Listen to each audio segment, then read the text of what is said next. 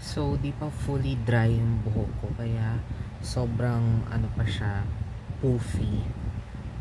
And naturally curly yung buhok ko. So, may ganyang factor talaga. Pero this is the color. So, inulit ko yung bleach. I mean, sana inayos ko na lang yung pagka-bleach the first time para nakapagpatong na ako agad nung kulay na gusto ko. I mean, okay naman yung purple, yung violet. Kaso napuputlaan kasi ako, parang ang ashy kasi. So, maputla na nga ako to begin with. Tapos puputla pa ako lalo. Like, mukha akong maputla in a sick way. Like, maputla na parang may sakit. Ayoko yung ganun, nawawash out ako.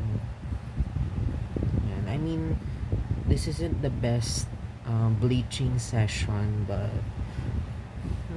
at least medyo nag-light kahit papaano na mas matingkad yung itsura nung dye pag pinatong. So, here's the look from the side. Ayan. Tapos, nag-pre-tone ako. Pre-tone, pre-color. Ayun, nag-experiment ako. Like, dinilute ko yung sa wax na blue. Tapos ayun, ito yung kinalabasan. So, medyo na-cancel out na yung onting light orange. Kasi medyo orange-pink. Parang salmon, light salmon yung naging kinalabasan sa second bleaching.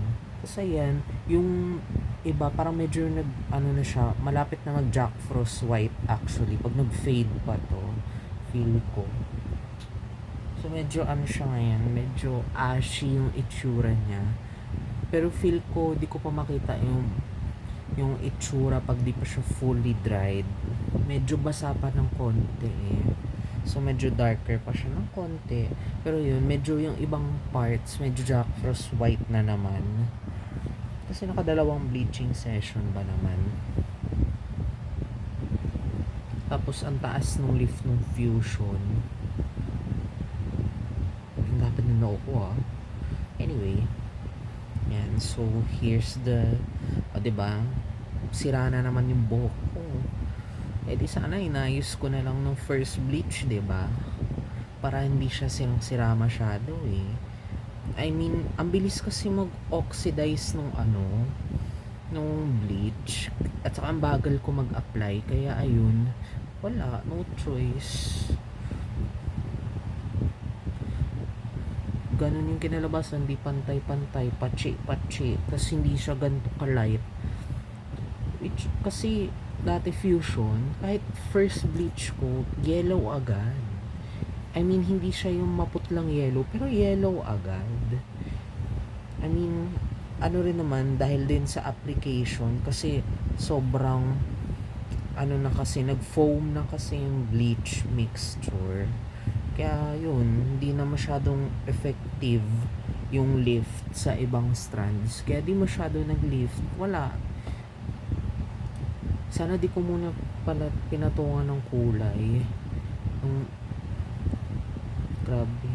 Ang lala ng pagka-impulsive ko ah.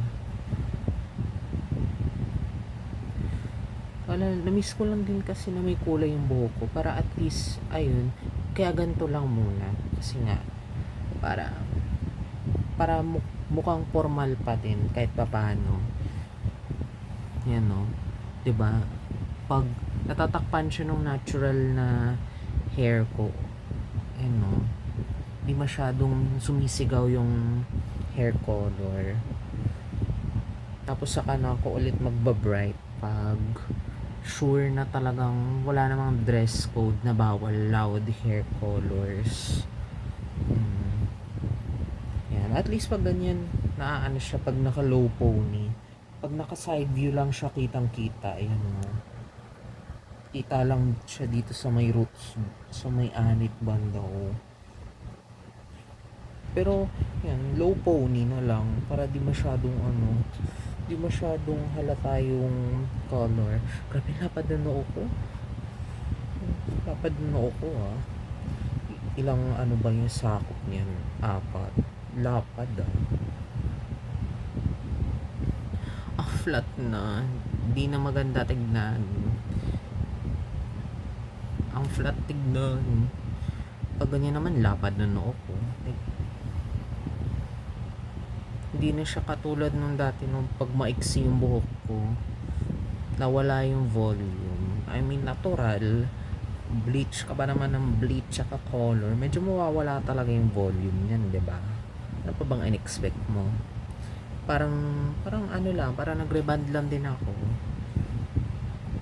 Pero mas ano pa din talaga yung effect ng reband. Talagang unat like flat na flat talaga yung buhok mo. At least dito may konting volume pa naman natitira.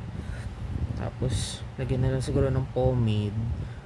Tapos ayusin ko na lang yung parting. Yun, no? Medyo ganyan yung buhok ko dati. Maiksi pa. Ang pagit.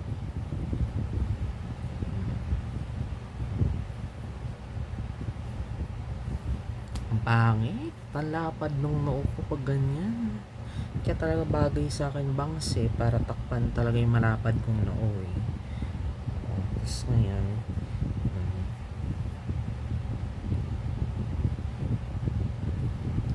tapos humihiwalay pa yung bangs ko, 'di ba? Like cooperate naman tayo diyan kahit papaano, 'di ba? Malapad na nga noo ko Help me on this.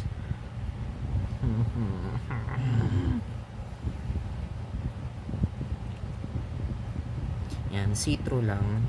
Hindi tayo naka full bangs ngayon. Yan, tapos yun. Diba? At least di masyadong nagsusumigaw yung hair color. Like sisigaw lang siya pag ginanon yung underlayer. Like tcharan! Yan. Diba? O yan. Ayan, pag ganyan, medyo formal-formalan. Tapos, pag inangat, there's the fun. You know. Diba? Oo. Ganda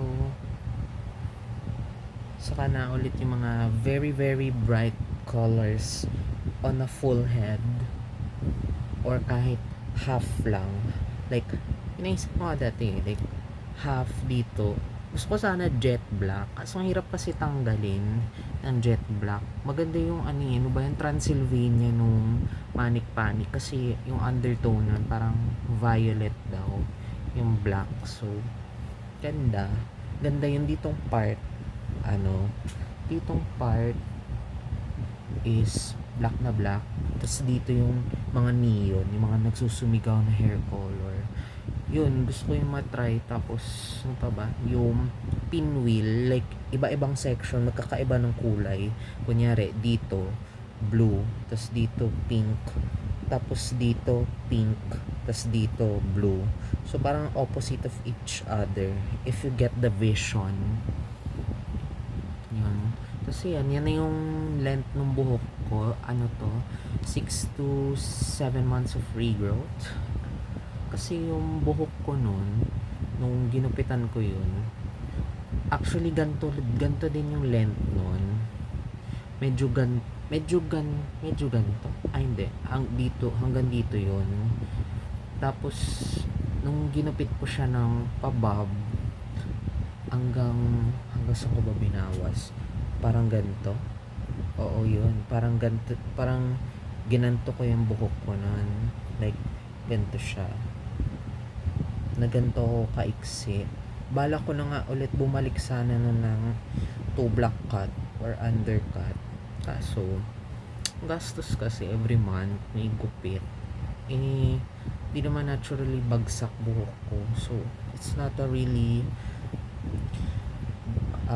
easy haircut to maintain. So, at least pag mas mahaba buhok ko, madaling matago yung body hair days. Pwede ko magtirintas, mag low pony, diba? Tapos ano lang, diba? Pag ayoko mag-style ng buhok masyado, ganyan lang, like konting bangs, and that's it.